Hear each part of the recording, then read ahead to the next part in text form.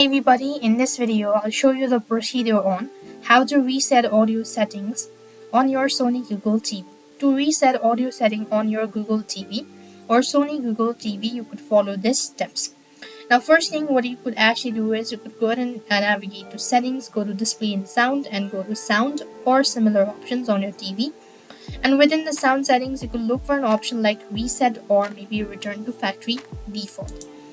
When you actually do it, so that should be able to help you out. Once again, you want to actually restart your device and that should be able to fix it. What you also want to do is you simply want to plug it out and then you want to plug it back in once again, and make sure to check that the audio drivers or maybe devices are connected properly.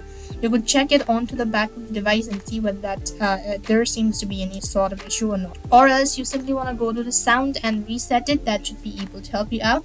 I hope the video was helpful. Make sure to like, share and subscribe to our channel. Thank you for watching. See you in our next video.